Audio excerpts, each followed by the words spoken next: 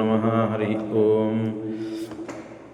ನಾರಾಯಣಾಯ ಪರಿಪೂರ್ಣಗುಣಾರ್ಣವಾಯ ವಿಶ್ವೋದಯಸ್ಥಿತಿಲಯೋನ್ನಿಯತಿಪ್ರದಾಯ ಜ್ಞಾನಪ್ರದಾಯ ವಿಬುಧಾಸುರಸೌಖ್ಯದುಃಖಸತ್ಕಾರಣಾಯ ವಿತತಾಯ ನಮೋ ನಮಸ್ತೆ. ಧರ್ಮವಿಜ್ಞಾನವೈರಾಗ್ಯಪರಮೈಶ್ವರ್ಯಶಾಲಿನಃ ಆನಂದತೀರ್ಥಭಗವತ್ಪಾದಾನ್ ವಂದೇ ನಿರಂತರಂ. ಚಿತ್ರೈಃ ಪದೈಶ್ಚ ಗಂಭೀರೈರ್ವಾಕ್ಯೈರ್ಮಾನೈರಖಂಡಿತೈಃ ಗುರುಭಾವಂ ವ್ಯಂಜಯಂತಿ ಭಾತಿ ಶ್ರೀತೀರ್ಥವಾ. ನೌಮಿನ್ಯಾಯ ಸುಧಾಧಿಕೃಜ್ಜಯ ಮುನೀನ್ ಶ್ರೀಪಾದರಾಟ್ಸನ್ಮಣೀನ್ ವ್ಯಾಸಾರ್ಯಾನ್ ವಿವಿಧಾಗಮಾಬ್ಧಿವಿಹರಾನ್ ಶ್ರೀವಾದಿರಾಜಾನಪಿ ವಂದೇ ಹಂಸವರಾನ್ ರಘುತ್ತಮಗುರೂನ್ ವೈದದ್ಯವಾರಾನಿಧೀನ್ ಶ್ರೀಸತ್ಯವ್ರತರಾಘವೇಂದ್ರ ಮುನಿಪಾನ್ ಸದ್ಬೋಧಸಧ್ಯಾನಪಾನ್ ವಿದ್ಯಾಯಾಂ ವಿಬುಧಾಚಾರ್ಯಂ ವೇದಜ್ಞಾನಾಬ್ಧಿಚಂದಿರಂ ದುರ್ಮತಧ್ವಾಂತಮಾರ್ತಂಡಂ ಸತ್ಯಧ್ಯಾನಮುನಿಂ ಭಜೆ. ಸತ್ಯಾಭಿಜ್ಞಕರಾಬ್ಜೋತ್ಥಾನ್ ಪಂಚಾಶದ್ವರ್ಷಪೂಜಕಾನ್ ಸತ್ಯಪ್ರಮೋದತೀರ್ಥಾರ್ಯಾನ್ ನೌಮಿನ್ಯಾಯ ಸುಧಾರತಾನ್. ಶಾಸ್ತ್ರೇಷು ಪಾರದರ್ಶ್ವಾನಂ ಶಾಸ್ತ್ರಜ್ಞೇಷು ಚ ವತ್ಸಲಂ ದೀನಭಕ್ತೋದ್ಧಾರಕರಂ ಸತ್ಯಾತ್ಮಾನಂ ಗುರುಂ ಭಜೆ. ವಿದ್ಯಾಪೀಠವಿಧಾತಾರಂ ವಿದ್ಯಾವಾರಿಧಿಚಂದಿರಂ ವಿದ್ಯಾರ್ಥಿವತ್ಸಲಂ ವಂದೇ ಮಹಾಮಹಿಮಸದ್ಗುರುಂ.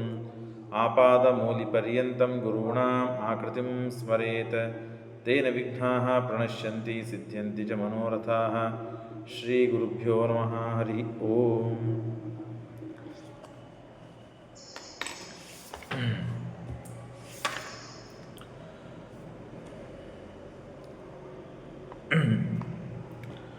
ಧರ್ಮರಾಜನಿಗೆ ಬಂದ ಸಂಶಯ ಅತ್ಯಂತ ಗಟ್ಟಿಯಾಗಿ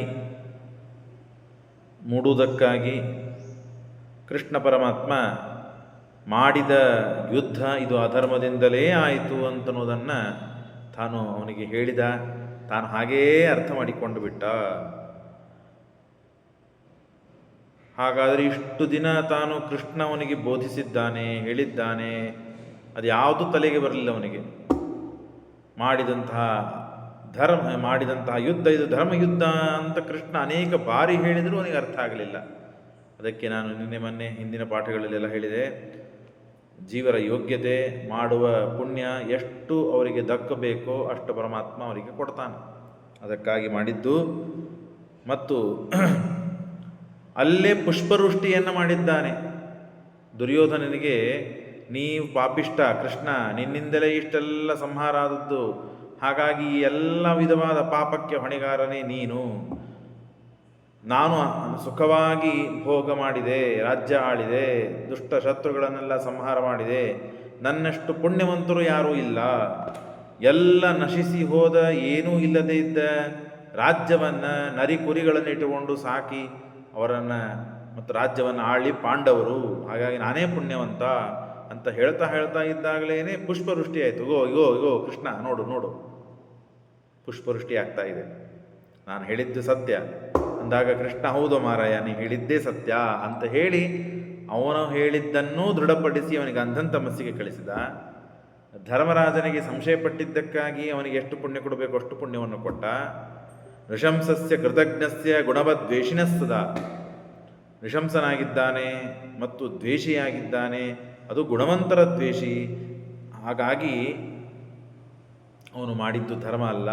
ಅವನು ಮಾಡಿದ್ದಿದ್ದು ಒಂದು ವೇಳೆ ಧರ್ಮ ಅಂತಾಗುವುದಾದರೆ, ಯದಿ ಧರ್ಮಫಲಂ ಧ್ವಾಂತಂ ಸೂರ್ಯವತ್ ಸ್ಯಾತ್ ಪ್ರಕಾಶಕಂ, ಆಗ ಏನಾಗ್ತದೆ, ಅಂಧಕಾರವೂ ಕೂಡ ಸೂರ್ಯನಂತೆ ಪ್ರಕಾಶವನ್ನು ಕೊಡಲಿ. ಅಂಧಕಾರ ಸೂರ್ಯನಂತೆ ಪ್ರಕಾಶ ಕೊಡ್ತದ ಎಂದಾದರೂ? ಎಂದೂ ಕೊಡೋದಿಲ್ಲ. ಸೂರ್ಯ ಎಂದಾದರೂ ಕತ್ತಲೆ ಕೊಡ್ತಾನ? ಅಂಧಕಾರ ಕೊಡ್ತಾನ? ಇಲ್ಲ. ಹಾಗೆ ಕೊಡುವುದಿಲ್ಲವೋ ಹಾಗೆ ಧರ್ಮರಾಜ ಎಂದೂ ಪುಣ್ಯ ಮಾಡುವುದಿಲ್ಲ. ಅವ ಪಾಪಿಷ್ಟ, ಪಾಪವನ್ನೇ ಮಾಡೋ. ವದನ್ ಪುನಃ ಪುನರಿದಂ ಧರ್ಮತೋ ಹತಃ ಇತ್ಯಪಿ. ಧರ್ಮದಿಂದಲೇ ಸತ್ಯ, ಧರ್ಮದಿಂದಲೇ ಸತ್ಯ, ಧರ್ಮದಿಂದಲೇ ಸತ್ತದ್ದು, ಧರ್ಮದಿಂದಲೇ ಹತವಾದದ್ದು ಅಂತ ಹೇಳಿದರೂ ಖ್ಯಾಪಯಾಮಾಸ ಭಗವಾನ್ ಜನೇ ನಿಜ ಜನೇಷ್ಟದಃ.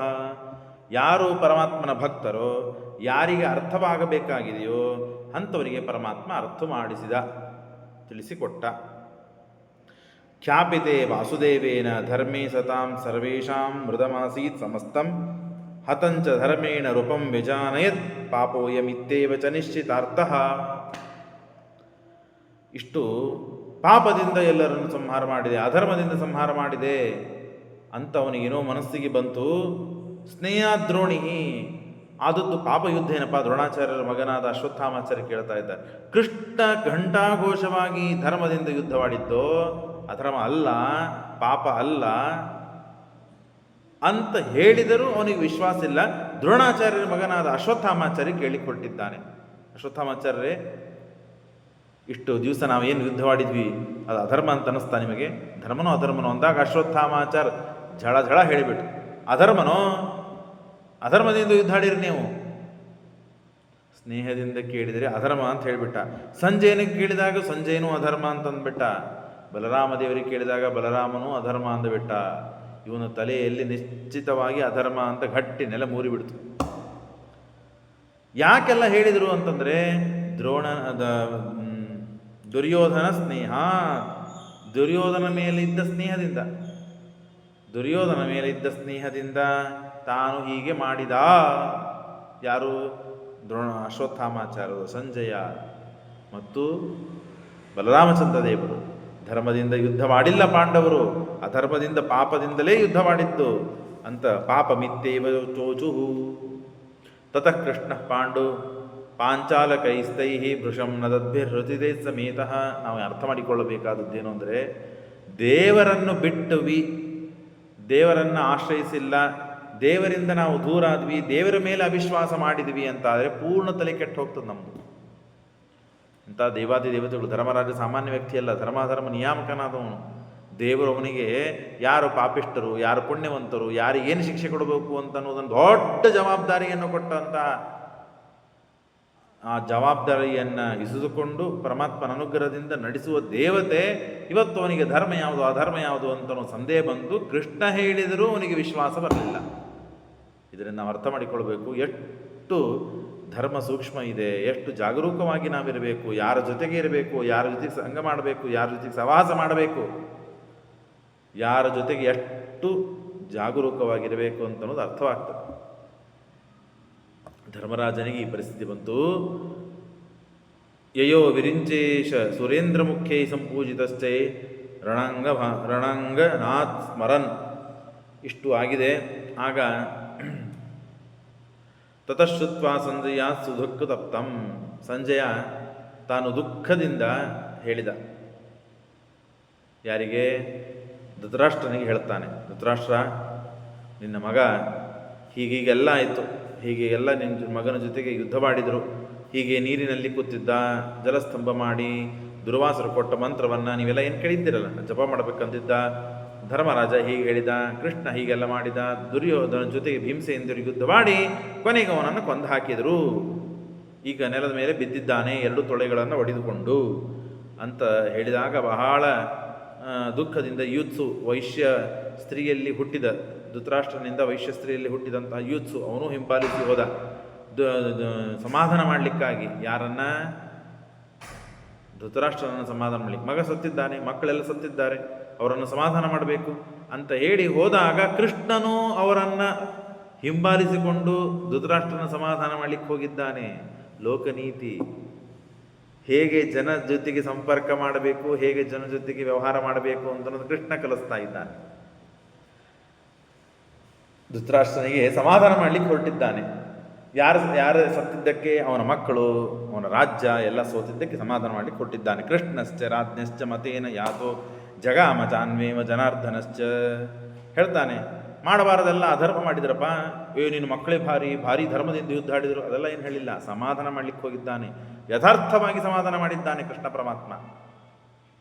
ನಿನ್ನ ಮಕ್ಕಳು ಪಾಪಿಷ್ಠರು, ಮಾಡಬಾರದ ಕೆಲಸವನ್ನು ಮಾಡಿದರು, ಅನುಭವಿಸ್ತಾ ಇದ್ದಾರಪ್ಪ, ದೈವೇಚ್ಛೆ, ಸತ್ತು ಹೋದರೆಲ್ಲರೂ, ನೀನು ಸಮಾಧಾನ ಮಾಡಿಕೊ ಅಂತ ಹೇಳಿಬಿಟ್ಟ ಕೃಷ್ಣ. ಏನಿದೆಯೋ ಅದನ್ನು ಹೇಳಿದ.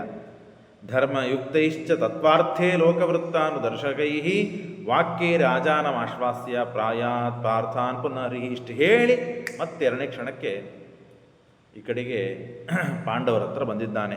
ಕಾಲಾನುಸಾರತೋ ದೇವಾಂಶ್ಚೋಪಸಂಹರ್ತು ಅಚ್ಯುತಃ ಯಯೋ ಸಪಾರ್ಥ ಶೌನೀಯ ಕುರುಣಾಂ ಶಿಬಿರಂ ನಿಶಿ. ಕೌರವ ರಾಜ್ಯಕ್ಕೆ ತಾನು ಬಂದಿದ್ದಾನೆ, ಅಂದರೆ ಪಾಂಡವರ ಹತ್ರ ಬಂದಿದ್ದಾನೆ. ಪಾಂಡವರ ಹತ್ರ ಬಂದು ಪಾಂಡವರ ಹತ್ರ ಬಂದು ಎಲ್ಲರಿಗೆ ಹೇಳಿದ್ದಾನೆ, ಇನ್ನು ಮೇಲೆ ನಮಗೆ ಯಾವ ಆಪತ್ತು ಇಲ್ಲ, ನಾವಿಲ್ಲಿ ಶಿಬಿರದಲ್ಲಿ ಇರೋದು ಬೇಡ, ಆರಾಮಾಗಿ ನಾಳಿನ ದಿವಸ ಆರಾಮಾಗಿ ಲೇಟಾಗಿ ಹೇಳೋಣ. ಇಷ್ಟು ದಿವಸ ಓವರ್ ನೈಟ್ ಕೆಲಸ ಆಗಿದೆ. ದ್ರೋಣಾಚಾರ್ಯರು ರಾತ್ರಿ ಹಗಲು ಯುದ್ಧ ಮಾಡಿಸಿದ್ದಾರೆ. ಅದರ ಹಿಂದೆ ನೋಡಿದರೆ ಭೀಷ್ಮಾಚಾರ್ಯರು ಭಯಾನಕ ಯುದ್ಧ ಮಾಡಿಸಿದ್ದಾರೆ. ಹಾಗಾಗಿ ಮೈಕೆಯೆಲ್ಲ ಹಣ್ಣಾಗಿ ಹೋಗಿದೆ, ದೇಹ ಎಲ್ಲ ಕೃಷ್ಣನಿಗೂ ಬಡಿದಿದೆ ಬಾಣಗಳು ಮೈಗೆ, ಅದೂ ಗಾಯವಾಗಿದೆ. ಹಾಗಾಗಿ ನಾಳಿನ ದಿವಸ ಪರೀಕ್ಷಾ ಮುಗಿದ ಮೇಲೆ ವಿದ್ಯಾರ್ಥಿಗಳು ಮರುದಿವಸ ಯಾರೂ ಎಬ್ಬಿಸ್ಬೇಡ್ರಿ, ನಾನು ಆರಾಮ್ ಎಂಟರತನ ಹೇಳ್ತೀನಿ ಅಂತಾರಲ್ಲ, ಹಾಗೆ ಯುದ್ಧವಾದ ಮೇಲೆ ಯಾವ ಸಮಸ್ಯೆ ಬರಬಾರದು ಅಂತ, ಸಮಸ್ಯೆ ಇಲ್ಲ, ಆರಾಮಾಗಿದೆ, ಸ್ವಲ್ಪ ಆರಾಮಾಗಿ ನಿಧಾನವಾಗಿ ಹೇಳೋಣ ಅಂತ ಹೇಳಿ ಬೇಡ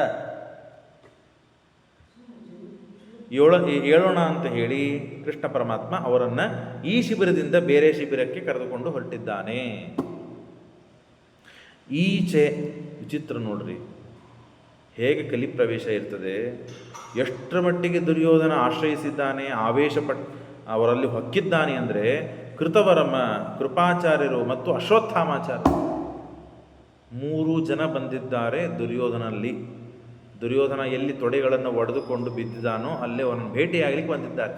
ದುರ್ಯೋಧನ ಆಸೆ ಏನಿದೆ, ಅವನು ಏನು ಅಪೇಕ್ಷೆ ಇದೆ, ಕೇಳೋಣ ಅವನ ಮಾತು. ಪಾಪ ಸಾಯು ಹಂತಕ್ಕಿದ್ದಾನೆ, ಕೇಳೋಣ. ನಮ್ಮ ರಾಜ ಇಷ್ಟು ದಿವಸ ನಮಗೆ ಊಟಕ್ಕೆ ಹಾಕಿದ್ದಾನೆ, ಇಟ್ಕೊಂಡಿದ್ದಾನೆ ಅಂತ ಹೇಳಿ ಕೃತವರ್ಮ, ಕೃಪಾಚಾರ್ಯರು, ಅಶ್ವತ್ಥಾಮಾಚಾರ್ಯರು 3 ಜನ ಬಂದಿದ್ದಾರೆ. ತದೇವ ಹಾರ್ದಿಕ್ಯ ಕೃಪಾನ್ವಿತೋ ಯಾನ್ ಸುಯೋಧನಂ ದ್ರೋಣಿರಮುಂ ಶಯಾನಂ ಪ್ರಭಗ್ನ ಶಕ್ತಿಂಚ ಶೃಗಾಲಭೂತೈ ಸಂಭಕ್ಷಮಾಣಂ ದದೃಶೇಶ್ವಸಂತಂ. ಚಿತ್ರ ಏನಂದರೆ, ದುರ್ಯೋಧನನ ಮುಖವನ್ನು ಹರಿದು ತಿಂತಾ ಇವೆ ನಾಯಿಗಳು, ಕೈಕಾಲುಗಳನ್ನು ಹರಿದು ತಿಂತಾ ಇವೆ, ಕಾಲನ್ನು ಹರಿದು ತಿಂತಾ ಇವೆ, ಹೊಟ್ಟೆಯನ್ನು ಹರಿದು ತಿಂತಾ ಇವೆ. ದುರ್ಯೋಧನನಿಗೆ ಅದರಿಂದ ಬಿಡಿಸ್ಕೊಳ್ಳಿಕ್ಕಾಗ್ತಾ ಇಲ್ಲ. ನರಿಗಳು, ನಾಯಿಗಳು, ಕಾಗೆಗಳು ಬಂದು ಅವನನ್ನು ಕುಗ್ತಾ ಇವೆ. ಏನು ಅವಸ್ಥೆ ಬಂದಿದೆ ನೋಡ್ರಿ. ಜೀವಂತ ಇದ್ದಾನೆ, ಮತ್ತೆ ದುರ್ಯೋಧನ ಜೀವಂತ ಇದ್ದಾನೆ. ಅಶ್ವತ್ಥಾಮಾಚಾರ್ಯರು, ದ್ರೋಣಾಚಾರ್ಯರು, ಕೃತವರ್ಮ ಇವರು 3 ಜನ ಬಂದ ಮೇಲೆ ಅವನೆಲ್ಲ ಓಡಿಸಿದರು. ಹಾಗೆ ಒದ್ದಾಡ್ತಾ ಬಿದ್ದಾನೆ. ಆ ಅವಸ್ಥೆಯಲ್ಲಿ ಅಶ್ವತ್ಥಾಮಾಚಾರ್ಯ ಕೇಳ್ತಾರೆ, ನಿನ್ನ ಅಂತ್ಯ ಇಚ್ಛಾ, ನಿನ್ನ ಕೊನೆ ಇಚ್ಛಾ ಏನಪ್ಪ, ಏನಿದೆ ಹೇಳು ಅಂತ ಕೇಳಿದರೆ, ಆಯಿತು, ಇಷ್ಟು ದಿವಸ ಅಧರ್ಮದಿಂದ ಯುದ್ಧ ಮಾಡಿದೆ, ಇನ್ನು ಪಾಂಡವರಿಗೆ ಯಾವ ತೊಂದರೆ ಕೊಡಬೇಡ್ರಿ, ಆರಾಮಾಗಿದ್ಬಿಡ್ರಿ, ಇವೆಲ್ಲ ಹೇಳಬೇಕು ಅಂತ ನಾವೇನೋ ಅಂದ್ಕೊಳ್ತೇವೆ. ಅವನು ದುಷ್ಟನೇ, ಅವನು ಸಾಯೋ ಹೊತ್ತಿಗೂ ಎಂಥ ವಿಚಾರಗಳಿವೆ ನೋಡಿ ಅವನಿಗೆ, ದುರ್ಯೋಧನನಿಗೆ. ಅಂತಾನೆ, ಸದುಃಖ ಶೋಕಾವಿ ಹತೋರಿವಿಂದ್ಯ ಪಾರ್ಥಾನ್ಮಯಾ ಭೂಪ ಕಿಮತ್ರ ಕಾರ್ಯಂ ಇತ್ಯಾಹ ನಿಷ್ಪಾಂಡವತಾಂ ಕುರುಷ್ವ ಇತ್ತೇಹ ವ್ಯಾತ್ ಪಾಂಸುರಭಿಷೇಕಿಣಂ ನೃಪಃ. ಪಾಂಡವರ ಸಂತತಿ ಇಲ್ಲದೇ ಇದ್ದಂತೆ ಆಗಬೇಕು, ಒಂದನೇದ್ದು ನನ್ನ ಅಪೇಕ್ಷೆ. ಎರಡನೇದ್ದು, ಯಾರು ಪಾಂಡವರು ಉಳಿತಕ್ಕದ್ದಲ್ಲ. ಈಗಿದ್ದ ಪಾಂಡವರು ಉಳಿಬಾರದು, ಪಾಂಡವರಲ್ಲಿ ಹುಟ್ಟು ಬರುವ ಮಕ್ಕಳಿರಬಾರದು, ಪಾಂಡವರವೇ ನಿರ್ನಾಮರಾಗಿ ಹೋಗಬೇಕು. ಮತ್ತು ನನ್ನ ಹೆಂಡತಿಯ ಕ್ಷೇತ್ರದಲ್ಲಿ ನೀನು ಸಂತಾನವನ್ನು ಬೆಳೆಸಬೇಕು. ಅಶ್ವತ್ಥಾಮಾಚಾರ್ಯರೇ, ಈ ಜವಾಬ್ದಾರಿ ನಿಮ್ಮದು, ಇದನ್ನು ಮಾಡಬೇಕು ನೀವು ಅಂತ ಹೇಳ್ತಾ ಇದ್ದಾನೆ ದುರ್ಯೋಧನ. ಅದನ್ನು ಕೇಳೋರು ಅಶ್ವತ್ಥಾಮಾಚಾರ್ಯರು ಹ್ಞೂ ಅಂದುಬಿಟ್ರು ಮಹಾರಾಯರು. ಆಗಲಿ, ಅವಶ್ಯ ಮಾಡ್ತೇನೆ. ಉಚ್ಛಿದ್ಯ ಸಂತತಿಂ ಪಾಂಡೋ ಕೃತ್ವಾ ಸ್ವಕ್ಷೇತ್ರ ಸಂತತಿಂ ತಯಾ ಭೂ ರಕ್ಷಣ ಹೃದಾ ಸಹ ಅಭಿಷಿಚ್ಯಸ್ತಥಾ ಇತ್ಯಗಾತ್. ಹಾಗಾಗಿ ಈ ಜವಾಬ್ದಾರಿ ನಿಮಗೆ, ಇಂದಿನಿಂದ ನೀವೇ ರಾಜ್ಯರು, ಬರಿಲ್ಲಿ ಅಂತ ಹೇಳಿ ಅಲ್ಲಿದ್ದ ಉಸುಕನ್ನು ಎತ್ತಿ, ಕೈ ಎತ್ತಲಿಕ್ಕಾಗ್ತಾ ಇಲ್ಲ, ಅವನಿಗೆ ತಲೆ ಮೇಲೆ ಹಾಕಿ ಪಟ್ಟಾಭಿಷೇಕ ಮಾಡ್ತಾ ಇದ್ದ ಅಶ್ವತ್ಥಾಮಾಚಾರ್ಯರಿಗೆ. ದುರ್ಯೋಧನ, ಅವನಿಗೇನು ಅಧಿಕಾರದಲ್ಲಿ ಪಟ್ಟಾಭಿಷೇಕ ಮಾಡಲಿಕ್ಕೆ? ಅವನೇನು ರಾಜನ? ದುರ್ಯೋಧನ ಕೊರಿಮರಿಗೂ ಯುವರಾಜನಾಗಿದ್ದ, ರಾಜನಲ್ಲ. ಅದು ಯುವರಾಜ ಅಂದರೆ ಧರ್ಮರಾಜ ಯುವರಾಜ. ಧೃತರಾಷ್ಟ್ರ ಸುಮ್ಮನೆ ರಾಜ್ಯ ಸಿಂಹಾಸನ ಮೇಲೆ ಕೂತಿದ್ದ, ನಿಜವಾಗಿ ಅವನು ರಾಜನಲ್ಲ. ಪಾಂಡುರಾಜ ನಿಜವಾಗಿ ರಾಜ, ಅವನ ಮಕ್ಕಳು ಯುವರಾಜರು. ದುರ್ಯೋಧನಿಗೆ ಯಾವ ಅಧಿಕಾರಗಳು ಇಲ್ಲ.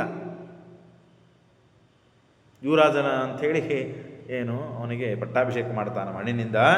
ಸಕೃಷ್ಣ ಭೀಮ ಪಾರ್ಥಾನಾಂ ಭಯಾದೇವ ಪುನರ್ವನಂ ಕೃಪಸಾಂತ್ವತಂ ಯುಕ್ತೋ ವಿವೇಶ ಗಹನಂ ರಥಿ. ಇಷ್ಟಾಗಿ ಅವನಿಗೆ ಮಾತು ಕೊಟ್ಟು ಈಚೆ ಬಂದಿದ್ದಾರೆ. ಮಾತು ಕೊಟ್ಟು ಈಚೆ ಬಂದಿದ್ದಾರೆ. ಕೃಪಾಚಾರ್ಯರು, ಕೃತವರ್ಮ, ಈಚೆ ಅಶ್ವತ್ಥಾಮಾಚಾರ್ಯರು ಬಂದಿದ್ದಾರೆ. ತಸ್ಯ ಚಿಂತೆಯತೋ ದ್ರೋಣವಧಂ ದುರ್ಯೋಧನಸ್ಯ ಚ ನಾ ಅಗಾನ್ ನಿದ್ರಾ ನಿಶೀತೆ ಧ್ವಾನ್ ನೆಗ್ರೋಧ ವಾಸಿನಃ. ಆಗ ಒಂದು ನೆಗ್ರೋಧ ಅದರ ತಳಗಡೆ ಮಲಗಿದ್ದಾರೆ. ಮಲಗಿದಾಗ ರಾತ್ರಿ ಪಕ್ಷಿ ಗೂಗಿ, ಆ ಗೂಗಿ ಬಂದು ಕಾಗೆಗಳನ್ನೆಲ್ಲ ಕೊಂದು ತಿಂತಾ ಇದೆ, ತಳಗೆ ಬಗಿತಾ ಇದೆ. ಅದನ್ನು ನೋಡಿದ. ದೇವರ ಪ್ರೇರಣೆ ಆಯಿತು ನನಗೆ ಅಂತ ಭಾವಿಸಿದ್ರು ಅವರು. ಯಾರು? ಅಶ್ವತ್ಥಾಮಾಚಾರ್ಯರು. ನಾನು ಪಾಂಡವರನ್ನು ಹೇಗೆ ಕೊಲ್ಲಬೇಕು ಅಂತ ವಿಚಾರ ಮಾಡ್ತಾ ಇದ್ದೆ. ಗೂಗಿ ರೂಪದಲ್ಲಿ ಬಂದು ಕಾಗಿಗಳನ್ನು ಹೇಗೆ ಕೊಂದೋ ಹಾಗೆ ನಾನೂ ಕೂಡ ಮಾಡಬೇಕು. ದೇವರ ಪ್ರೇರಣೆ ಆಯಿತು ನನಗೆ. ಏನು? ರಾತ್ರಿ ಹೊತ್ತು ಹೋಗಿ ಪಾಂಡವರನ್ನು ಸಂಹಾರ ಮಾಡಬೇಕು. ಇದು ದೇವರ ಪ್ರೇರಣೆ ಆಯಿತು, ಗೂಗಿಯ ದ್ವಾರ ಅಂತ ಹೇಳಿ ತಿಳಿದುಕೊಂಡ ಅಶ್ವತ್ಥಾಮಾಚಾರ್ಯರು. ಹತಾನ್ ಸುಬಹು ಸಾಹಸ್ರ ಅನೇಕ ಅತಿ ಬಲೇನತು ಕೌಶಿಕೇನ ನಿರೀಕ್ಷೆಯವ ಪ್ರಾಹತೌ ಕೃಪಸಾತ್ವಜೋ ನಿದರ್ಶನೇನ ಕ್ಷಣೇನ ಪ್ರೇರಿತ ಪರಮಾತ್ಮನ ಯಾಮಿ ಪಾಂಡುಸುತಾಂ ಹಂತುಂ ಇತ್ಯುಕ್ತ ರುರುದೇ ರಥಂ. ಪಾಂಡವರನ್ನು ಸಂಹಾರ ಮಾಡಬೇಕು ಅಂತ ಹೇಳಿ ರಥವನ್ನು ಹತ್ತಿ ಕೃಪಾಚಾರ್ಯರು ಅವರು ಬಂದಿದ್ದಾರೆ. ಕೃತವರ್ಮ ಕೃಪಾಚಾರ್ಯರನ್ನು ದ್ವಾರದಲ್ಲಿ ನಿಂದಿರಿಸಿ ತಾನು ಒಳಗೆ ಪ್ರವೇಶ ಮಾಡಬೇಕು ಅಂತ ಹೊರಟಿದ್ದಾನೆ. ಅಲ್ಲಿ ವಿಚಿತ್ರ ಏನು ಅಂದರೆ ಭಾರಿ ವಿಚಿತ್ರ. ಇವನ್ನೆಲ್ಲ ಕೇಳಲಿಕ್ಕೆ ಸಿಕ್ಕಿಲ್ಲ ನಮಗೆ, ಇವೆಲ್ಲ ಕೇಳಲಿಕ್ಕೆ ಸಿಕ್ಕಿಲ್ಲ ನಮಗೆ. ಶ್ರೀಮದಾಚಾರ್ಯರೇ ತಿಳಿಸಿಕೊಡ್ತಾರೆ. ನಿವಾರಿತೋಪಿ ತಾಭ್ಯಾಂ ಸಹ ಪ್ರಾದ್ರವ ಶಿಬಿರಂ ಪ್ರತಿ ಅನುಜಗ್ಮತು ಸ್ತೌ ಅಪಿ ತಂ ಶಿಬಿರ ದ್ವಾರಿ ಚೈಕ್ಷತ. ಶಿಬಿರ ದ್ವಾರ ಎಲ್ಲಿ ರಾತ್ರಿ ಹೊತ್ತೆಲ್ಲ ಪಾಂಡವರು ಯುದ್ಧವನ್ನು ಮುಗಿಸಿ ಆರಾಮಾಗಿ ಮಲಗಿದ್ದಾರೋ, ಪಾಂಡವರನ್ನೆಲ್ಲ ಧರ್ಮರಾಜ, ಭೀಮ, ಅರ್ಜುನ, ನಕುಲ, ಸಹದೇವ, ದ್ರೌಪದಿ ಇವರೆಲ್ಲ ಕರ್ಕೊಂಡು ಪರಮಾತ್ಮ ಬೇರೆ ಶಿಬಿರಕ್ಕೆ ಹೋಗಿದ್ದಾನೆ. ಇಲ್ಲೆಲ್ಲ ಉಪಪಾಂಡವರು, ದುಷ್ಟದ್ಯುಮ್ನ, ಇನ್ನು ಉಳಿದೆಲ್ಲರೂ ಇಲ್ಲಿ ಮಲಗಿದ್ದಾರೆ. ಆ ಪಾಂಡವರ ಶಿಬಿರಕ್ಕೆ ಕೃಷ್ಣ ಪರಮಾತ್ಮ ರುದ್ರದೇವರನ್ನು ನಿಯಾಮಕನಾಗಿ ಮಾಡಿ ರಕ್ಷಣೆಗಾಗಿ ನಿಂದಿಸಿದ್ದಾನೆ. ಅಶ್ವತ್ಥಾಮಾಚಾರ್ಯ ಯಾರು? ರುದ್ರದೇವರು. ಅವರು ಪಾಂಡವರನ್ನು ಸಂಹಾರ ಮಾಡಬೇಕು ಅಂತ ಬಂದವರು. ಆದರೆ ಪಾಂಡವರನ್ನು ರಕ್ಷಣೆ ಮಾಡಲಿಕ್ಕೆ ಕೃಷ್ಣ ಪರಮಾತ್ಮ ಏನು ಮಾಡಿದ್ದಾನೆ? ರುದ್ರದೇವರನ್ನೇ ನೇಮಿಸಿದ್ದಾನೆ. ಉಗ್ರರೂಪಧರಂ ರುದ್ರಂ, ಉಗ್ರರೂಪರಾಗಿ ರುದ್ರದೇವರು ನಿಂತಿದ್ದಾರೆ. ಅವತಾರ ರೂಪ ಅಲ್ಲ, ಮೇಲಿದ್ದ ರೂಪನೇ ಬಂದಿದೆ. ಸ್ವಕೀಯಾಂ ತನುಮೇವಚ. ಅಶ್ವತ್ಥಾಮಂಚ ನೋಡಿದ್ರು, ನಾನೇ, ನಂದೇ ರೂಪದು, ನನ್ನ ಮೂಲ ರೂಪದು. ಪರಿತಂ ವಾಸುದೇವೇನ, ಆ ರುದ್ರದೇವರ ಸುತ್ತಲೂ ನೋಡ್ರಿ, ಆ ರುದ್ರದೇವರ ಸುತ್ತಲೂ ಅಂದರೆ ರಕ್ಷಣೆ ಮಾಡುವುದಕ್ಕಾಗಿ ಕೃಷ್ಣ ಪರಮಾತ್ಮನಿಂದ ಅಜ್ಞಪ್ತರಾದ ಯಾವ ರುದ್ರದೇವರಿದ್ದಾರಲ್ಲ ಪಾಂಡವರ ಶಿಬಿರಕ್ಕೆ, ಆ ರುದ್ರದೇವರು ಉಗ್ರರೂಪರಾಗಿ ನಿಂತಿದ್ದಾರೆ. ಜಗ್ಗನೆ ಪ್ರಕಾಶ. ಯಾಕೆ ಅಂತಂದರೆ ಆ ರುದ್ರದೇವರ ಸುತ್ತಲೂ ಬಹುಕೋಟಿ ಸ್ವರೂಪಿಣ ವಾಸುದೇವೇನ ಪರಿತಂ. ಪರಿತಂ ವಾಸುದೇವೇನ ಬಹುಕೋಟಿ ಸ್ವರೂಪಿಣ. ಕೋಟಿ ಕೋಟಿ ರೂಪಗಳಿಂದ ಪರಮಾತ್ಮ ರುದ್ರದೇವರ ಸುತ್ತಲೂ ನಿಂತಿದ್ದಾನಂತೆ. ನಾವಿಷ್ಟೇ ಕೇಳಿದ್ದು. ಶಿಬಿರದಲ್ಲಿ ಪ್ರವೇಶ ಮಾಡಿ ಅಶ್ವತ್ಥಾಮಾಚಾರ್ಯರು ಅವರನ್ನು ಕೊಂದು ಹಾಕಿದರು. ಆದರೆ ಹಾಗಾಗಿಲ್ಲ ಕಥೆ. ಕೃಷ್ಣನಿಗೆಲ್ಲ ಗೊತ್ತಿದೆ, ಸರ್ವಜ್ಞ ಭಗವಂತ. ಹಾಗಾಗಿ ರುದ್ರದೇವರನ್ನೇ ಅಲ್ಲಿ ನಿಯಾಮಕನಾಗಿ ನಿಂದಿರಿಸಿದ್ದಾನೆ ಯುದ್ಧಕ್ಕೆ. ಅವನು ಸುತ್ತಲೂ ಸ್ವಯಂ ಪರಮಾತ್ಮ ಬಹುಕೋಟಿ ರೂಪಿಣ, ಕೋಟಿ ಕೋಟಿ ರೂಪಗಳಿಂದ ಪರಮಾತ್ಮ ರುದ್ರದೇವರ ಸುತ್ತಲೂ ನಿಂತಿದ್ದಾನೆ. ದೃಷ್ಟ್ವೈವ ವಾಸುದೇವಂ ತಂ ಅಸತ್ ಗೌತಮೀ ಸುತಃ ವಾಸುದೇವಾಜ್ಞೆಯ ಅತ್ರ ಸ್ವಾತ್ಮನೋಪಿ ಸದಾಶಿವ. ಸದಾಶಿವ ಶಿವ ವಾಸುದೇವ ಪರಮಾತ್ಮನ ಆಜ್ಞೆಯಿಂದ ಅಲ್ಲಿ ರಕ್ಷಣೆಗಾಗಿ ನಿಂತಿದ್ದಾನೆ. ಯುದ್ಧವಾಗಿದೆ ಅಶ್ವತ್ಥಾಮಾಚಾರ್ಯನಿಗೆ, ಆ ರುದ್ರನಿಗೆ ಯುದ್ಧವಾಗಿದೆ. ಅಶ್ವತ್ಥಾಮಾಚಾರ್ಯ ಎಷ್ಟೆಲ್ಲ ಬಾಣಗಳನ್ನು ಬಿಟ್ಟರು, ಎಲ್ಲ ಬಾಣಗಳನ್ನು ನುಂಗಿ ಹಾಕಿಬಿಟ್ಟರು ರುದ್ರದೇವರು. ಪರಮಾತ್ಮನ ಆಜ್ಞೆಯಿಂದ ನಿಂತ ರುದ್ರದೇವರು ಈ ಅಶ್ವತ್ಥಾಮಾಚಾರ್ಯರ ಬಿಟ್ಟ ಎಲ್ಲ ಬಾಣಗಳನ್ನು ನುಂಗಿ ಹಾಕಿಬಿಟ್ಟಿದ್ದಾರೆ. ಇವರು ಬಿಟ್ಟರೆ ತಾನೇ ಶಿಬಿರದಲ್ಲಿ ಹೋಗಬೇಕು, ಶಿಬಿರಕ್ಕೆ ಹೋಗಿ ಪ್ರವೇಶ ಮಾಡಬೇಕು. ಅದೆಲ್ಲ ಏನಿಲ್ಲೇ ಇಲ್ಲ. ಇಷ್ಟು ನಡೀತಾ ಇದೆ. ವಾಸುದೇವಾಜ್ಞೆಯೈವಾತ್ರ ಸ್ವಾತ್ಮನೋಪಿ ಸದಾಶಿವ ಅಯುಧ್ಯತ ಅಗ್ರಸಜ್ಜಾಶು ದ್ರೋಣೇ ಸರ್ವಾಯುಧಾನ್ಯಪಿ ಅಚಿಂತ್ಯ ಹರಿಶಕ್ತಿ. ಹೆಂಗೈತಲ್ಲ ಇದು ಪರಮಾತ್ಮನ ಅಚಿಂತ್ಯ ಅದ್ಭುತವಾದ ಶಕ್ತಿ. ರುದ್ರದೇವರು ಸುತ್ತಲೂ ಪರಮಾತ್ಮ ನಿಂತಿದ್ದಾನೆ. ಸ್ವಯಂ ರುದ್ರದೇವರಿಗೆ ಅಶ್ವತ್ಥಾಮಾಚಾರ್ಯರು ಸರಿ ಅಂಥೇಳಿ ಬಾಣ ಬಿಟ್ಟರೆ ಎಲ್ಲ ಬಾಣಗಳನ್ನು ನುಂಗಿದ ಹಾಗೆ ದೃಶ್ಯಂತೆ ಆತ್ಮನೋ ಹತಃ, ತನ್ನ ಮೇಲೆ ತಾನು ಬಾಣಗಳನ್ನು ಹಾಕೊಂಡಂತೆ. ಅತಸ್ತಯ ಪ್ರೇರಿತ ಸ್ವಾತ್ಮನೀವಾಖಿಲೈರಪಿ ಆಯುಧೇಶು ನಿಗೀರ್ಣೇಶು ದ್ರೋಣಿಯಜ್ಞಂ ಚ ಮಾನಸಂ. ಬಿಟ್ಟ ಎಲ್ಲ ಅಸ್ತ್ರಗಳನ್ನು ಮಹಾಮಹಾಸ್ತ್ರಗಳನ್ನೆಲ್ಲ ನುಂಗಿ ಹಾಕ್ತಾ ಇದ್ದಾರೆ. ಇನ್ನೇನು ಯುದ್ಧವೇ ಆಗ್ತಾ ಇಲ್ಲ. ನಾನು ಎಷ್ಟು ಪ್ರಯತ್ನಪಟ್ಟು ಯುದ್ಧ ಮಾಡಿದರೂ ಏನೂ ಕೆಲಸ ಆಗ್ತಾ ಇಲ್ಲ. ಹಾಗಾಗಿ ಏನು ಮಾಡಬೇಕು ಅಂತ ವಿಚಾರ ಮಾಡ್ತಾ ಮಾಡ್ತಾ ನಿಂತಾಗ ದ್ರೋಣಾಚಾರ್ಯರ ಮಗರಾದ ಅಶ್ವತ್ಥಾಮಾಚಾರ್ಯರು ಮಾನಸ ಯಜ್ಞವನ್ನು ಮಾಡಿದ್ದಾರೆ ದೇವರನ್ನು ಕುರಿತು. ಅಲ್ಲೇ ಮನಸ್ಸಿನಲ್ಲಿ ಹೋಮ ಕುಂಡವನ್ನು, ಪಶುವನ್ನು, ತುಪ್ಪವನ್ನು, ಏನೇನು ಮಾಡಬೇಕು ಯಜ್ಞವನ್ನು ಅದೆಲ್ಲ ಮಾಡಿದ್ದಾರೆ. ದ್ರೋಣಿರ್ ಯಜ್ಞಂತು ಮಾನಸಂ. ಅಲ್ಲಿ ಯಜ್ಞವನ್ನು ಮಾಡಿ ದೇವರನ್ನು ಸಂತೋಷಪಡಿಸಿದ್ದಾರೆ. ಯಾರು? ಅಶ್ವತ್ಥಾಮಾಚಾರ್ಯರು. ಚಕ್ರೇ ಆತ್ಮಾನಂ ಪಶುಂ ಕೃತ್ವ, ತಮ್ಮನ್ನೇ ತಾವು ಪಶುವನ್ನಾಗಿ ಮಾಡಿಕೊಂಡು ಯಜ್ಞದಲ್ಲಿ ಇದ್ದ ಭಗವಂತ, ಯಜ್ಞಾಂತರ್ಯಾಮಿಯಾದ ಭಗವಂತನಿಗೆ ಸಮರ್ಪಣೆ ಮಾಡಿ ಪರಮಾತ್ಮನಿಗೆ ಸಂತೋಷವನ್ನು ಪಡಿಸಿದ್ದಾರಂತೆ. ಯಾರು? ಅಶ್ವತ್ಥಾಮಾಚಾರ್ಯರು. ಯುದ್ಧಕ್ಕೆ ಬಂದರೆ, ಯುದ್ಧ ಮಾಡಿದರೆ ಬಿಟ್ಟ ಬಾಣಗಳನ್ನೆಲ್ಲ ರುದ್ರದೇವರೇ ನುಂಗಿ ಹಾಕಿದರು. ಏನಾದರೂ ಮಾಡಿದರೆ ಅವರನ್ನು ಸೋಲಿಸಲಿಕ್ಕಾಗಲಿಲ್ಲ. ಆಗ ಮನಸ್ಸಿನಿಂದಲೇ ಒಂದು ಯಾಗವನ್ನು ಮಾಡಿ, ಎಲ್ಲ ಯಾಗವನ್ನು ಮಾಡಿ ತಮ್ಮನ್ನೇ ತಾವು ಯಜ್ಞಾಂತರ್ಯಾಮಿಯಾದ ಭಗವಂತನಿಗೆ ಸಮರ್ಪಣೆ ಮಾಡಿಕೊಂಡಿದ್ದಾರೆ ಅಶ್ವತ್ಥಾಮಾಚಾರ್ಯರು. ಸ್ವಾತ್ಮಸ್ಥಾಯೈವ ವಿಷ್ಣವೇ, ತಮ್ಮಲ್ಲಿದ್ದ ಭಗವಂತನಿಗೆ ತಮ್ಮನ್ನೇ ತಾವು ಯಜ್ಞದಲ್ಲಿ ಅರ್ಪಣೆ ಮಾಡಿಕೊಂಡಿದ್ದಾರೆ. ಯಜ್ಞತುಷ್ಟೇನ ಹರಿಣ. ಇಷ್ಟು ಮಾಡಿದರೆ ಭಗವಂತ ಸಂತುಷ್ಟನಾಗಿ ಬಿಟ್ಟಂತೆ. ಅಶ್ವತ್ಥಾಮಾಚಾರ್ಯರು ಮಾನಸಿಕವಾಗಿ ಮಾಡಿದ ಯಜ್ಞದಿಂದ ಭಗವಂತ ಸಂತುಷ್ಟನಾಗಿ, ಈ ಕಥೆಗಳು ನಮಗೆಲ್ಲೂ ಕೇಳಿ ಸಿಗುವುದಿಲ್ಲ. ಸಂತುಷ್ಟನಾಗಿ ಭಗವಂತ ಪ್ರೇರಿತ ಶಂಕರ ಸ್ವಯಂ ಬಾಗಿಲಿನಲ್ಲಿ ದ್ವಾರದಲ್ಲಿ ರುದ್ರದೇವರನ್ನು, ಅಂದ್ರೆ ಅವತಾರನಾಗದೆ ಮೂಲರೂಪಿಯಾದ ರುದ್ರದೇವರನ್ನು ಏನು ಇಟ್ಟಿದ್ನೋ ಭಗವಂತ, ಅವನಿಗೆ ಆಜ್ಞಾ ಮಾಡಿ ನೀನು ಅದೃಶ್ಯನಾಗು ಅಂತ ಹೇಳಿಬಿಟ್ಟ. ಅಂದರೆ ಏನಾಯಿತು? ಶಿಬಿರದ್ವಾರ ಕುಲ್ಲಾಯಿತು, ಸ್ವಚ್ಛವಾಯಿತು, ಆರಾಮಾಗಿ ಹೋಗಬಹುದು. ಯಾಕೆ? ಇವರು ಅಶ್ವತ್ಥಾಮಾಚಾರ್ಯರು ಯಜ್ಞವನ್ನು ಮಾನಸಿಕವಾಗಿ ಯಜ್ಞ ಮಾಡಿ ಭಗವಂತನನ್ನು ಸಂತೋಷಪಡಿಸಿದ್ದಕ್ಕೆ ದೇವರಿಗೆ ಮಾಡಿದ. ಯಜ್ಞ ತುಷ್ಟೇನ ಹರಿಣ ಪ್ರೇರಿತ ಶಂಕರ ಸ್ವಯಂ ಆತ್ಮನೇ ದ್ರೋಣಪುತ್ರಾಯ ದದೋ ಸರ್ವಾಯುಧಾನಿ ಚ. ಅಷ್ಟೇ ಅಲ್ಲದೇನೆ ಈ ಮೂಲ ರೂಪಿಯಾದ ರುದ್ರದೇವರು ಅದೃಶ್ಯವಾಗಬೇಕಾದಾಗ ಆ ದ್ರೋಣಾಚಾರ್ಯರ ಮಗನಾದ ಅಶ್ವತ್ಥಾಮಾಚಾರ್ಯನ ಕರೆದ್ರಂತೆ. ಇಲ್ವಾ ಇಲ್ಲಿ ನೀ ಬಿಟ್ಟ ಅಸ್ತ್ರವನ್ನೆಲ್ಲ ನುಗ್ಗಿದ್ನಲ್ಲ, ತಗೋ ಇದನ್ನು ಅಂತ ವಾಪಸ್ ಕೊಟ್ರಂತವ್ರು. ತಗೋ ಇದನ್ನು ತಗೋ ಅಂತ ಹೇಳಿ ನುಂಗಿದ ಅಸ್ತ್ರಗಳನ್ನೆಲ್ಲ ಅಶ್ವತ್ಥಾಮಾಚಾರ್ಯರಿಗೆ ರುದ್ರದೇವರು ಕೊಟ್ಟರಂತೆ. ಕೊಟ್ಟು ಉವಾಚ ಚಾಹಂ ಆದಿಷ್ಟೋ ವಿಷ್ಣುನ ಪ್ರಭು ವಿಷ್ಣುನ ಅಕ್ಷರಂ ಪಾರ್ಥ ಶಿಬಿರಂ ಇಯಂತ ಕಾಲಮೇವ ಚ. ಇಷ್ಟಾದ ಮೇಲೆ ಆ ಕೃಪಾಚಾರ್ಯರನ್ನು, ಕೃತವರ್ಮರನ್ನು ಹೊರಗೆ ನಿಲ್ಲಿಸಿದ್ದಾರೆ ಶಿಬಿರದ ಆಚೆ. ಯಾರೂ ಒಳಗೆ ಬರಬಾರದು, ಒಳಗಿನವರು ಯಾರೂ ಹೊರಗೆ ಹೋಗಬಾರ್ದು. ಹಾಗೆ ನೋಡಿಕೊಳ್ಳುವ ಜವಾಬ್ದಾರಿ ನಿಮ್ಮದು. ಒಳಗೆ ಹೋಗಿ ಎಷ್ಟೆಷ್ಟು ಜನ ಇದ್ದಾರೆ ಎಲ್ಲರನ್ನು ಕೊಂದು ಬರುತ್ತೇನೆ ನಾನು, ರುಂಡವನ್ನು ಹಾರಿಸಿಕೊಂಡು ಬರುತ್ತೇನೆ ನಾನು ಅಂತ ಅಶ್ವತ್ಥಾಮಾಚಾರ್ಯರು ಒಳಗೆ ಪ್ರವೇಶ ಮಾಡಿದ್ದಾರೆ.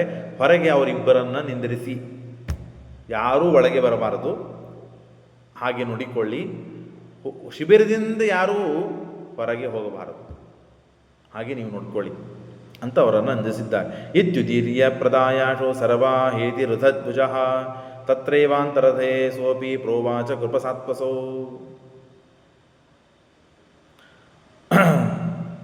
ಆಗ ಪಾಂಡವರ ದ್ರೌಪದಿಯ ಮಕ್ಕಳು ಅವ್ರನ್ನೆಲ್ಲ ರುಂಡವನ್ನು ಕಳೆದು ಹಾಕಿದ್ದಾರಂತೆ. ದುಷ್ಟದ್ಯುಮ್ನ ನೋಡಿದ್ದಾನಿದನ್ನು ನೋಡಿ ಯುದ್ಧಕ್ಕೆ ಬಂದ ಕಾಲಿನಿಂದ ಛಾಡಿಸಿ ಬಂದಿದ್ದಾರೆ ಅಶ್ವತ್ಥಾಮಾಚಾರ್ಯರು. ಆ ದುಷ್ಟದ್ಯುಮ್ನನ್ನೂ ರುಂಡ ಕಳೆದಿದ್ದಾರೆ. ಈ ಸ್ವಪ್ನವೇ ಯಾವಾಗಲೂ ಬೀಳ್ತಾ ಇತ್ತು ಅಂತೆ.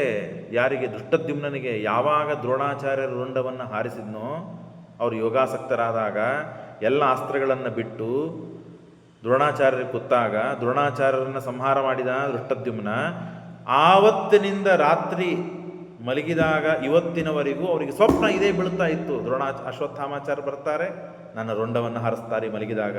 ಅಶ್ವತ್ಥಾಮಾಚಾರ್ಯ ಬರ್ತಾರೆ, ನನ್ನ ರುಂಡವನ್ನು ಮಲಗಿದಾಗೆ ಹಾರಿಸ್ತಾರೆ ಅಂತ ಈ ದೃಶ್ಯ ಏನು ನೋಡ್ತಾ ಇದ್ನ, ಇದು ದ್ರೋಣಾಚಾರ್ಯ ಸತ್ತಾಗಿಂದಲೂ ಅದನ್ನು ಕಾಣ್ತಾ ಇದ್ದಂತೆ ಸ್ವಪ್ನದಲ್ಲಿ. ಅದು ಇವತ್ತು ಸತ್ಯ ಆಯ್ತಂತೆ.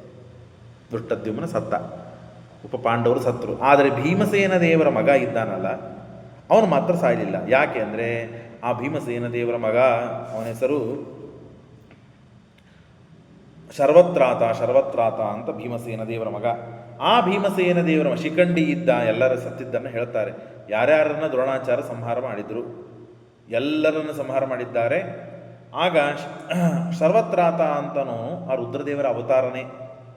ಹಾಗಾಗಿ ರುದ್ರದೇವರು ತಮ್ಮ ಲೋಕಕ್ಕೆ ಕರೆದುಕೊಂಡು ಹೋಗಿ ಅವನನ್ನು ಇಟ್ಟುಕೊಂಡ್ಬಿಟ್ರು. ಅವನು ಮಾತ್ರ ಸಾಯಲಿಲ್ಲ.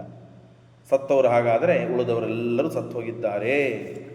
ಅಶ್ವತ್ಥಾಮಾಚಾರ್ಯರು ಇಷ್ಟು ಮಾಡಿ ಸುಮ್ಮನೆ ಕೂರ್ಬೇಕಿಲ್ಲ, ಇಲ್ಲ, ಇನ್ನ ಹೇಸಿಗೆ ಬರುವ ಕೆಲಸ, ಅಸಹ್ಯಾದ ಕೆಲಸ ಮಾಡಿದ್ರಂತೆ ಅಶ್ವತ್ಥಾಮಾಚಾರ್ಯ. ಏನು ಮಾಡಿದರು?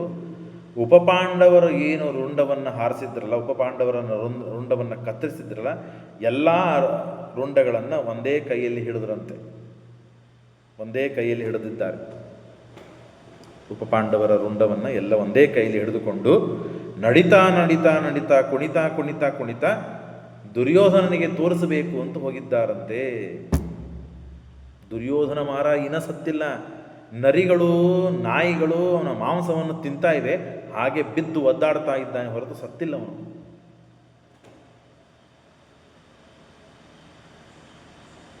ಖಡ್ಗೇನ ಪ್ರಹೃತಂ ದೃಷ್ಟ ಹಾರ್ದಿಕ್ಯೇನ ಪಪಾತಃ ಭೂಮೋ ಪ್ರಾಗೇವ ಸಂಸ್ಪರ್ಶಾನ್ ಜ್ಞಾತಸ್ತಮಸಮಾಮುನ ಅನ್ಯಾಸಕ್ತೆ ಸಮುತ್ಥಾಯ ಪ್ರಾದ್ರವತ್ ಯತ್ರ ಪಾರ್ಷದಿ.